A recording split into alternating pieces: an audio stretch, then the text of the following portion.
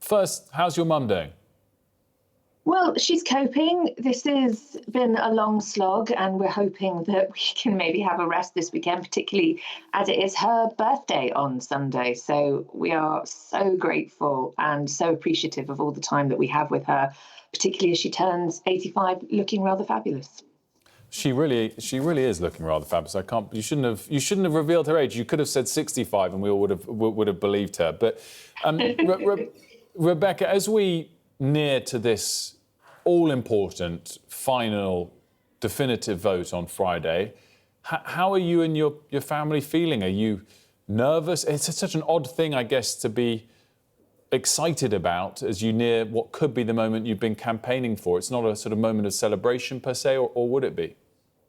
Well, as you say, it's completely confusing and discombobulating to know which way we should be feeling about it. I've been talking to people about what happens after the debate, and all of us are like, well, I suppose it depends on what happens in the debate and what happens after the reading and where it goes from there. We are really hopeful that we have the numbers.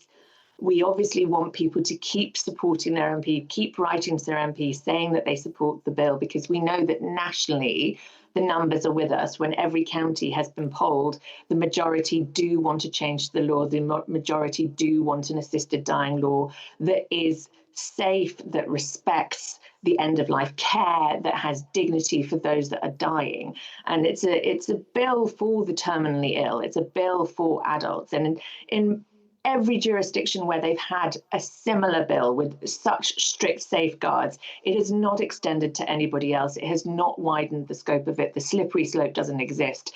So what we have here, what Kim Leadbeater has brought forward and has pushed through Parliament so gracefully and so carefully and empathetically, is a really safe, clever piece of law that will stop the cruel status quo that exists at the moment, where nobody knows what they can do, where people are dying in agony every single day. And as I've said before, this bill is never going to be something that will come into effect to help my family. This is for everybody out there in the future. You know, we may face, goodness knows what. I hope we have a wonderful death. I hope you have a wonderful death. What a weird thing to say. But hopefully this bill will help people like us in the future.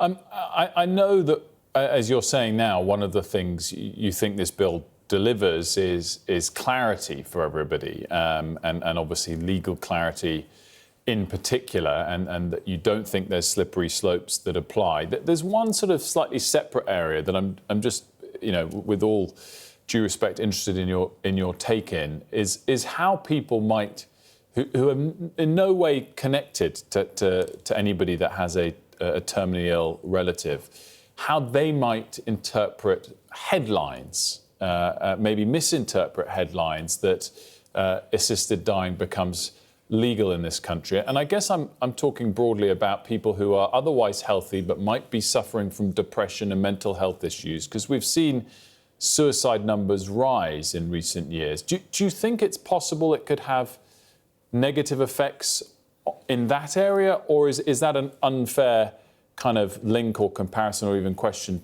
to be asking? There are places around the world where people who have depression or a mental health condition have been able to access assisted dying, but that is not what we're talking about. That is so far out of the scope of this bill. This bill is literally a terminal diagnosis. It has to be corroborated by medical professionals. It has to be safeguarded by social workers and legal professionals. There's going to be psychologists involved. Yes, you may be depressed because you have a terminal diagnosis, but that's not to do with it. You can't just be depressed. You can't just have an eating disorder. And this is an example of some of the scaremongering that has been going on the other side of the debate. And I completely understand that they are desperate to stop it, but if you are desperate to stop it, please don't exaggerate the truth. Please don't exaggerate a lie. Please don't put something forward that has been proved wrong by the brilliant Health and Select Care Committee report that came out last year, that proved that the scope will not open to people that have mental illness, that the bill will help improve palliative care overall, and it will just become a tool in the medical kit of a palliative care consultant doctor. And nobody is forcing anybody to either medicate this, so on the professional side, you don't have to administer this, and you have a choice to take part. And on the patient side, obviously, you have a choice to take part. It's all about choice for somebody that has no choice. So somebody that has had all autonomy taken away from them by the disease that they're suffering from. It's not about feeling depressed, because obviously we know that's an awful condition, but it is curable, and that is the difference. If it is curable, it does not come under a terminal diagnosis, does it? No, I totally understand that, and I hope you didn't think I was trying to imply the bill addresses this area. I guess it's how the bill might be interpreted by some people who may have, from depression or something else, that wouldn't fall under this bill, to be clear, might interpret what it means for the idea of taking their own life, if that's something they had been debating. Maybe it won't lead to any change at all, but I guess it might be something, if it passes, to monitor the suicide rates across the nation following the bill passing, if it passes. Absolutely. And my other hat that I wear with huge pride is for the charity Childline, and I am their deputy president. And day in and day out, we deal with children suffering from awful mental health crisis and feeling like there is no other choice. So there is no way I would stand behind a bill that would support suicide just for ending your life because of a mental health crisis. And when I say just, obviously I don't mean that. Obviously I understand that it's a huge and impossible task. I have had my own mental health struggles. I would never want somebody at their lowest ebb to think that this bill is corroborating suicide. It isn't. All it is doing is shortening death. So you are already dying. It is those last few days, those last few hours, and it gives the patient some ease. It is not saying we as a country think suicide is an admirable thing or a viable response to whatever it is you're going through. It's saying you're dying. Palliative care is no longer helping. Drugs are no longer helping. This is the only thing that will ease your suffering. This is the humane, dignified choice that you are being offered at the end of your life. I don't know, Rebecca, if you've considered this, and I know, as you said already, you're urging people who support it to write to their local MPs. The vote's going to be close, and you're focused on that at the moment. But have you considered what you would do if the vote fails? Would that be the end of this for you? Would it have been a fair process or not?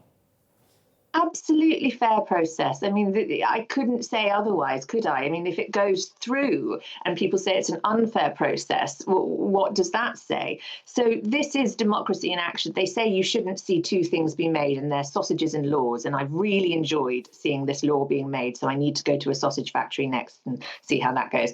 But I have appreciated every single moment that I've had the privilege to be part of this campaign, to witness the fantastic MPs in Parliament standing up on both sides of the debate and giving such impassioned and careful, calm reasons for why they believe one way or the other way.